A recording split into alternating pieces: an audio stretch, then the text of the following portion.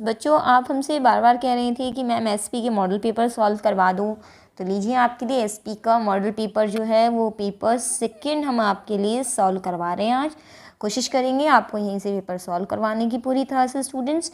चलिए बच्चों स्टार्ट करते हैं आज का पेपर सेकंड एसपी का मॉडल पेपर। ठीक है बच्चों, बाकी बच्चों अब आपकी तैयारी जो है ना वो ऑलमोस्ट हो चुकी है।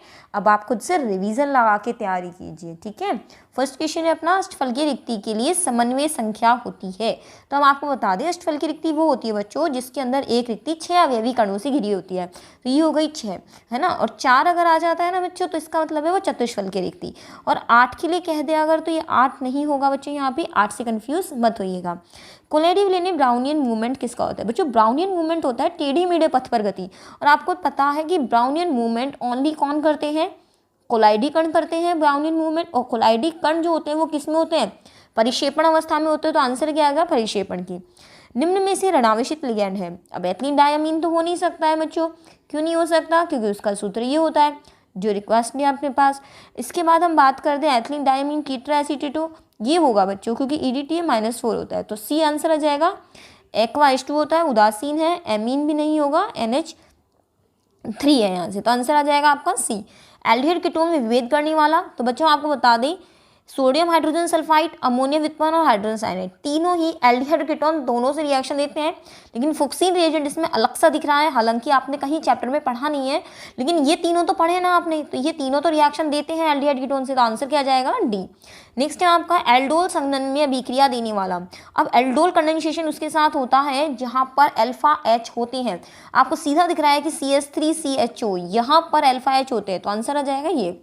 तृतीय कमीन वो होता है जहाँ नाइट्रोजन से 3 कार्बन लगे हों बच्चों, है ना, और 3 कार्बन किस में लगे हुए हैं? डी में लगे हुए हैं। Very good.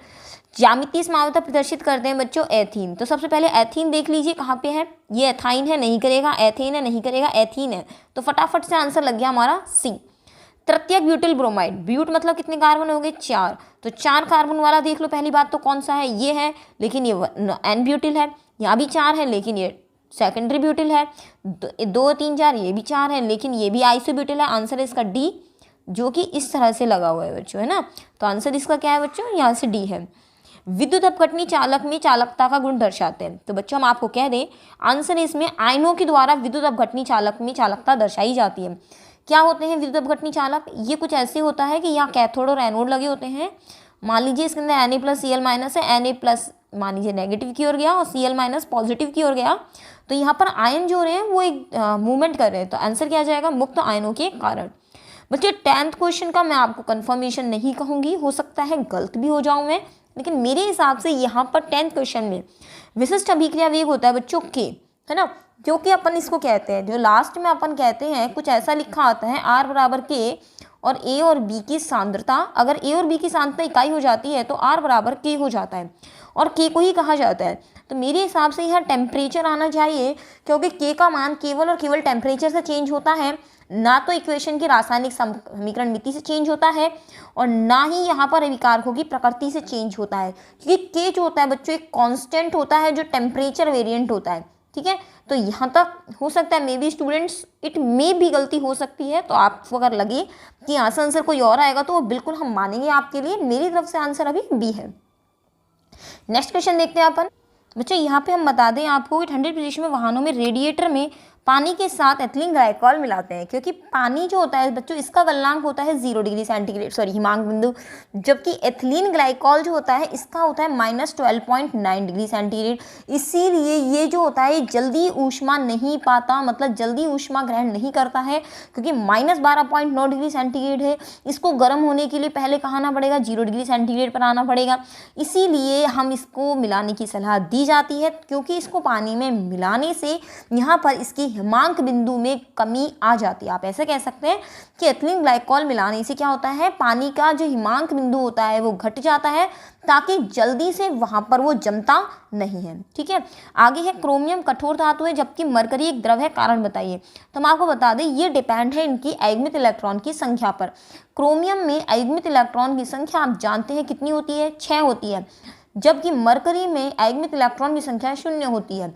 जिसके अंदर अयस्मित इलेक्ट्रॉन की संख्या जितनी ज़्यादा होती है वह उतना ही कठोर धातु होता है। इसी तरह से हम आपको जिंक बता दें, इसका गलनांक जो होता है वो कम होता है, क्वथनांक भी कम होता है, क्योंकि अयस्मित इलेक्ट्रॉन क्या होते हैं बच्चों, 0 होते हैं यहाँ पे। एक चीज़ मैं आपको बता दूँ, अयस्मित इलेक्ट्रॉन की संख्या और हम किस तरह से ज्ञात कर सकते हैं, ये देखिए मैं आपको छोटा सा ट्रिक यहाँ लिखवा रही हूँ। ये अपने पास तत्व हैं स्टीवी कर्मन, फी को नी, कॉपर, जिंक। कॉपर जिंक में कितनी होती है 0, कॉपर में कितनी होती है 1, निकल में 2, कोबाल्ट में 3, आयरन में 4, मैग्नीज में 5 और क्रोमियम में 6। ये सारे क्या है बच्चों, अयस्मित इलेक्ट्रॉनों की संख्या है। जिंक में 0 होती है, कॉपर में। कितना आसान हो गया अयस्मित इलेक्ट्रॉन की संख्या को ज्ञात करना। और बाकी बच गए ये, तो इसके अंदर यहाँ से याद कर लीजिए 3 2 1, या 3 इलेक्ट्रॉन अयस्मित, या 2 और यहाँ पर 1, तो इसे पीछे से आप ज्ञात कर सकते हैं इसमें। और ये अयस्मित इलेक्ट्रॉन की संख्या पर क्या क्या डिपेंड करता है, एक तो गलनांक, जिसमें अयस्मित इलेक्ट्रॉन ज़्यादा होंगे उसका गलनांक ज़्यादा होगा। जैसे क्रोमियम का गलनांक ज़्यादा होगा, उसके क्वथनांक भी ज़्यादा होगा, क्रोमियम का ज़्यादा होगा। उसकी कठोरता भी ज़्यादा होगी, क्रोमियम की ज़्यादा होगी, ठीक है। और अगर हम क्रोमियम की ही बात करें यहीं से क्रोमियम के नीचे, तो गलनांक, क्वथनांक, कठोरता किसकी ज़्यादा होगी, क्रोमियम की ज़्यादा होगी।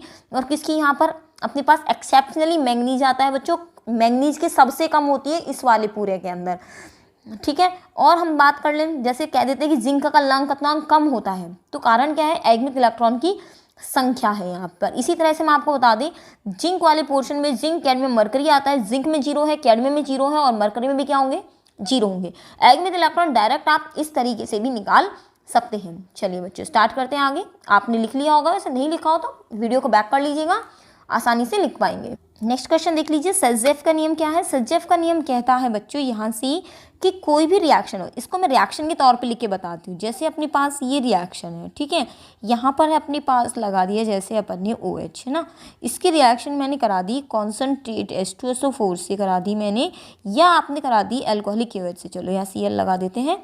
यहाँ मैंने रिएक्शन करा दी एल्कोहलिक KOH से। एल्कोहलिक KOH विलोपन का काम करती है। कितने कार्बन है यहाँ पे, 4, तो 4 कार्बन की एल्कीन ये बनाता है।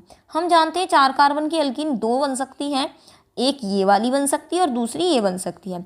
तो सेजेफ का नियम कहता है ऐसी कोई भी रिएक्शन जहाँ एक से ज़्यादा एल्कीन बनने की संभावना हो, तो वही एल्कीन अधिक मात्रा में बनती है जहाँ पर उसमें प्रतिस्थापियों की संख्या अधिक हो।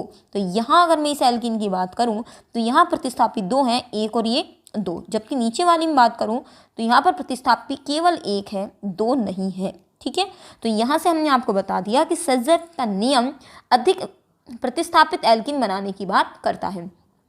हुंसडी का रिएक्शन सो मच इजी, ये अपन सिल्वर लवणों की रिएक्शन हम करा दें किसके साथ, ब्रोमीन के साथ करा दें CCl4 विलियन में, तो RBr बन जाएगा, यहाँ से AgBr बाहर हो जाएगा और CO2। एक चीज़ और क्लियर कर दो बच्चों, बहुत सारे बच्चों के क्वेश्चन था कि मैडम ऐसे रिएक्शन आती है तो क्या हमने लैंग्वेज लिखना ज़रूरी है क्या। बच्चों लैंग्वेज लिखना ज़रूरी नहीं होता। आपको मैं कह दूँ इस रिएक्शन में अगर आप इस तरह से रिएक्शन लिखाएंगे आपको पूरे नंबर मिल जाएंगे, 1 नंबर का 1 नंबर मिल जाएगा। लेकिन आपने सिर्फ लैंग्वेज लिख दी तो आपको एक भी नंबर नहीं मिलेगा, आपको 0 नंबर मिलेगा, वहाँ पे नंबर नहीं मिलेगा।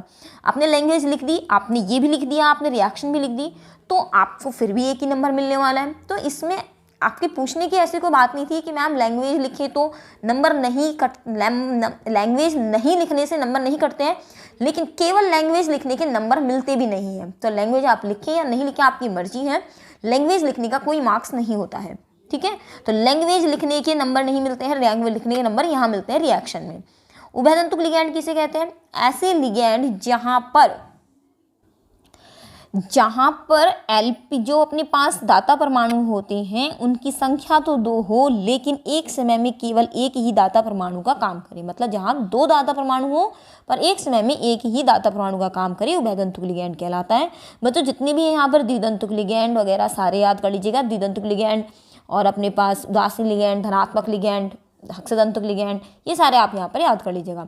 लेंथेनाइड आयन प्राय अनुचुंबकीय होते हैं। लेंथेनाइड की जो अपने पास ऑक्सीकरण अवस्था होती है बच्चों वो N+3 होती है, तो यहाँ पर अयस्मित इलेक्ट्रॉन होंगे तो ये अनुचुंबकीय होंगे।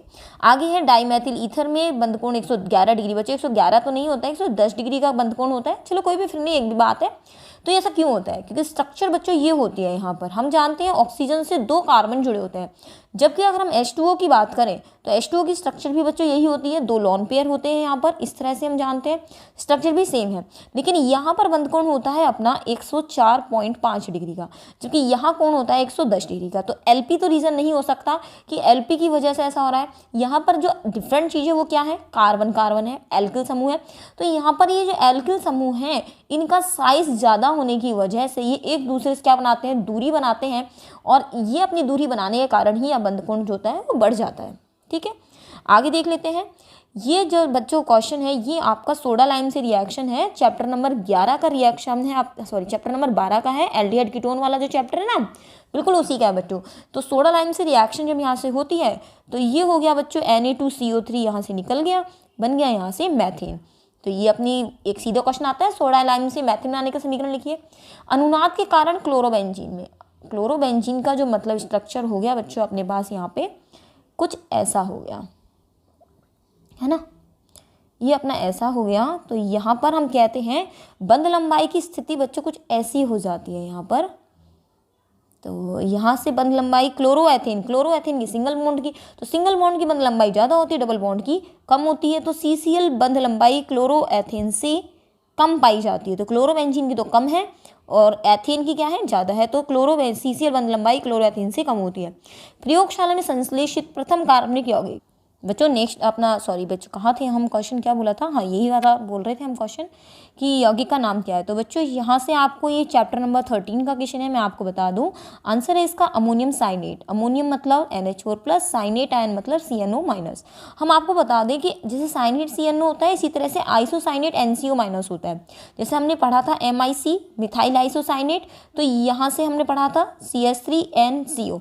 तो याद कर लीजिएगा अमोनियम साइनेट था, जो वॉलर नाम के साइंटिस्ट थे उन्होंने खोजा था। जब अमोनियम साइनेट जो होता है इससे यूरिया बनाया जा सकता है बच्चों, क्योंकि जब इसका रीअरेंजमेंट होता है तो इससे किसका निर्माण हो जाता है बच्चों, यूरिया का निर्माण हो जाता है।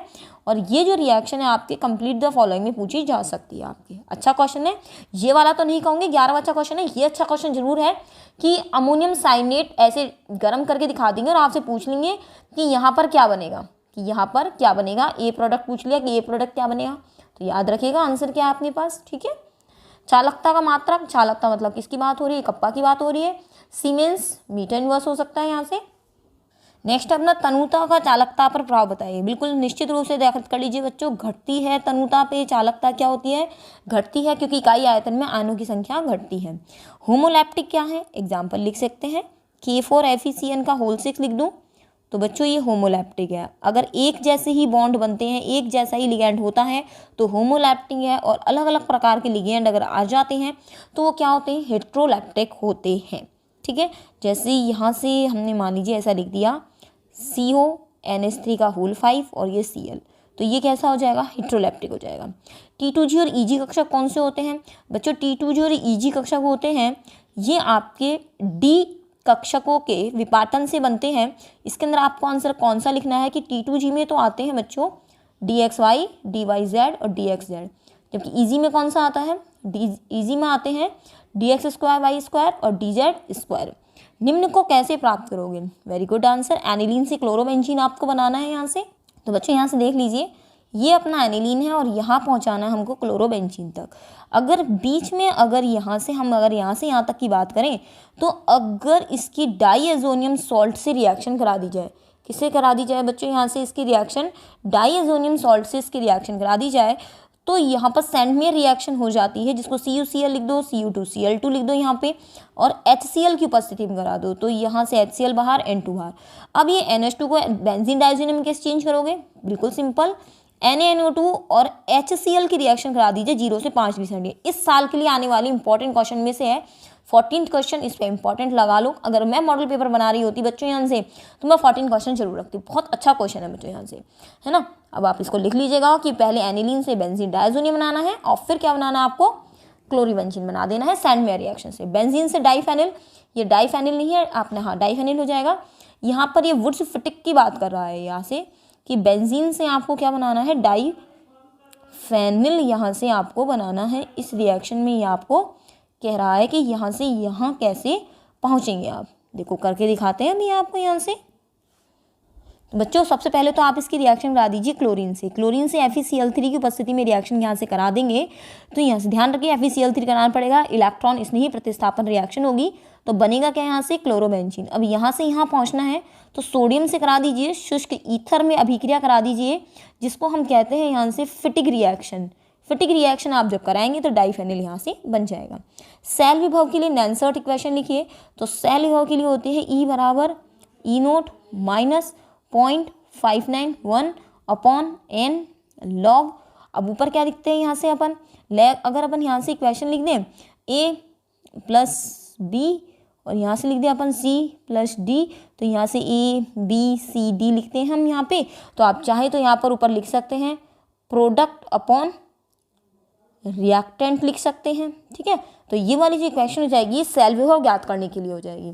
आगे वो कह रहा है अभिक्रिया के लिए CD+2 2 इलेक्ट्रॉन CD के लिए इलेक्ट्रॉन विभव के लिए नेल्सर्ट समीकरण। तो इसको इसमें चेंज करें तो n की संख्या कितनी है 2, और यहाँ से इसको चेंज कर दें आप तो यहाँ से हम रिएक्टेंट जो है प्रोडक्ट अपॉन रिएक्टेंट हम यहाँ से कह रहे हैं प्रोडक्ट क्या है कैडमियम, ठोस अवस्था में इसको नहीं लेंगे इसलिए एक आएगा और नीचे क्या लिख देंगे CD+2 लिख देंगे यहाँ से, ठीक है। आगे कहता है कोलाइड किसे कहते हैं। कोलाइड कोई पदार्थ नहीं है, कोलाइड एक पदार्थ की अवस्था है जहाँ कणों का आकार 1 नैनोमीटर से 100 नैनोमीटर होता है। 1 नैनोमीटर से 100 नैनोमीटर का मतलब हो गया 10⁻⁹ नैनोमीटर से 10⁻⁷ मीटर तक बच्चों, या हम कह सकते हैं 10⁻7 सेंटीमीटर से 10⁻⁵ सेंटीमीटर, कोई सा भी आप लिख सकते हैं, मैंने तीनों बता दिए। चित्र यहाँ से 5th चैप्टर से बच्चों, चैप्टर नंबर 5 से आपका चित्र जो आएगा वो डेफिनेटली आपका आने वाला है। और ये ब्रेडिंग आर्क विधि बता रखी है, आपको सारे चित्र करने हैं, क्वाड्रेल अवक्षेपक का चित्र वगैरह सारे करने हैं, ठीक है। आगे देखिए शॉर्ट नोट पूछा आपसे टिंडल प्रभाव, बहुत अच्छा क्वेश्चन है कि जब कोलाइडी विलयन से है ना सूर्य का प्रकाश गुजारा जाता है या कोई भी प्रकाश स्रोत से प्रकाश गुजारा जाता है तो कोलाइडी कण जो होते हैं वो प्रकाश का प्रकीर्णन कर देते हैं जिसे टिंडल प्रभाव कहते हैं। स्वर्ण संख्या जो होती है बच्चों ये यहाँ से जिग्मोंडी द्वारा दी गई थी, जहाँ से रक्षित कोलाइड की पदार्थ की मात्रा होती है मिलीग्राम में वो मात्रा जो यहाँ पर होने वाले कोलाइडी विलयन में विद्युत अपघटय को मिलाने पर होने वाले स्कंदन को रोक ले, जिसके अंदर आपको यहाँ पर मात्रा जरूर बतानी होगी कि 10% NaCl का सोल्यूशन जो डालते हैं इसके अंदर 100 ml गोल्ड का हाइड्रोसॉल होना चाहिए। डेफिनेशन आप बच्चों देख लीजिएगा, पूरा नहीं करा रहे हैं ताकि आपका मॉडल पेपर जल्दी सॉल्व हो। डायलिसिस क्या होता है बच्चों, हिंदी में इसे क्या कहते हैं, अपोहन कहते हैं इसको। जो ब्लड हमारे ब्लड से जो अपना अपशिष्ट पदार्थ छाना जाता है किडनी के थ्रू, वो किडनी अपोहन के सिद्धांत पर ही काम करती है बच्चों।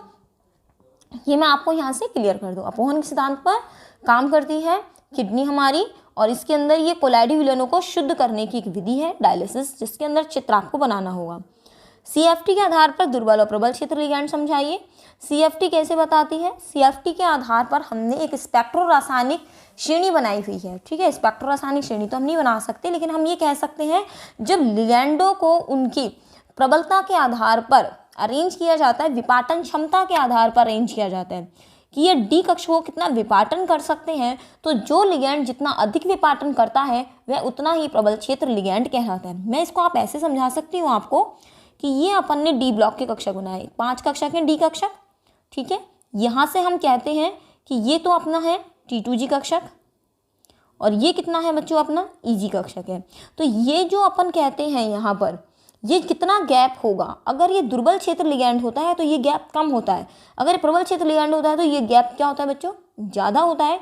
तो डी कक्षों के विपाटन को कौन सा लिगैंड कितना अधिक कर सकता है वह उतना ही प्रबल लिगैंड कहलाता है, ठीक है। जिसमें हम कह दें कि यहाँ पर स्पेक्ट्रो रासायनिक श्रेणी अगर आपको याद है तो आप कर सकते हैं, अदरवाइज नीड नहीं है, मैंने आपको समझा दिया है। नेक्स्ट देखिए इस सिद्धांत के आधार पर संकुल में रंग की व्याख्या कीजिए। CFT के आधार पर संकुल का रंग, बिल्कुल CFT के आधार पर ही संकुल के रंग की व्याख्या की जा सकती है। क्यों की जा सकती है कि जो इलेक्ट्रॉन होता है बच्चों, जैसे मान लीजिए यहाँ पर है अपने पास, जैसे ही इसको प्रकाश मिलता है इलेक्ट्रॉन यहाँ से यहाँ पहुँच जाता है तथा वापस गमन करता हुआ ये प्रकाश उत्सर्जित करता हुआ कहाँ जाता है, नीचे आ जाता है।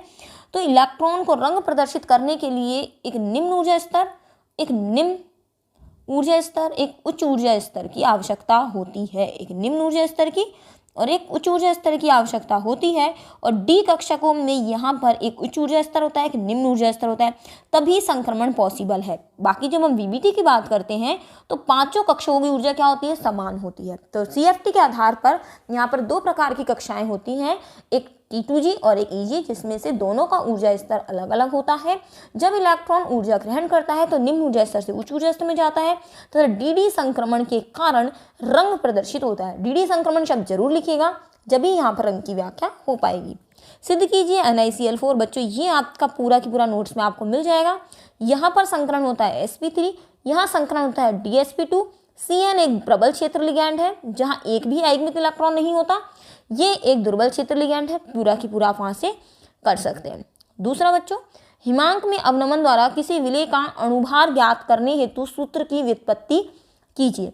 बच्चों यहाँ पर जो क्वेश्चन है आपका, ये कुछ इस तरह से है कि डेल्टा TF समानुपाती होता है मोलैरिटी के। तो डेल्टा TF बराबर हम लिख सकते हैं यहाँ से KF इंटू मोलैरिटी का सूत्र लिखिए WA into 1000 upon MA into WB। अब आपको क्या निकालना है, यहाँ से आपको निकालना है विलेय का अणुभार। विलेय का अणुभार क्या है, यहाँ से MA है, तो यहाँ से ये वाला सूत्र आपका निकल जाएगा, ये वाला।